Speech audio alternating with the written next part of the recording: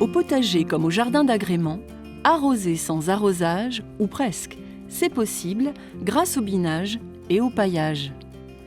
Ces deux techniques très faciles à mettre en pratique allègent les volumes d'eau à porter et la facture à payer. Pendant l'été, l'association de l'eau et de la chaleur fait apparaître une croûte à la surface du sol que l'on appelle croûte de battance. Les particules minérales très fines du sol, les limons et les argiles, sèchent au soleil et durcissent comme de la terre cuite. Lorsqu'on arrose, l'eau a du mal à pénétrer dans le sol. Pour y remédier, le jardinier brise régulièrement cette croûte à l'aide d'une binette qui permet d'ameublir la terre en surface et d'éliminer les plantes concurrentes. L'eau d'arrosage ou de pluie pénètre ensuite mieux dans la terre pour atteindre les racines.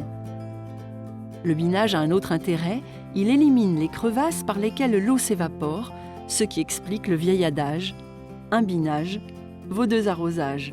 L'eau pénètre mieux dans le sol et ne peut plus s'en échapper. Le paillage a également une action doublement bénéfique sur les économies d'eau. Étaler sur le sol une épaisseur de 5 à 10 cm de paillis permet de le protéger de la chaleur.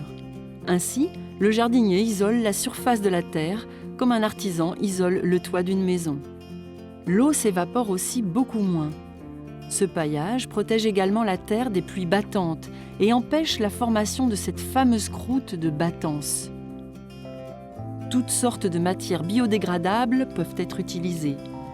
Du broyat de branches, des tontes de gazon séchées, des feuilles mortes, de la paille, du compost grossier, des tiges concassées, de la paillette de chanvre, des cosses de fèves de cacao.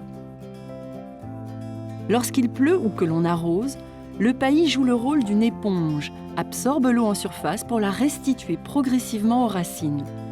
En résumé, si un binage vaut 2 arrosages, un paillage vaut 2 binages, faites vos comptes.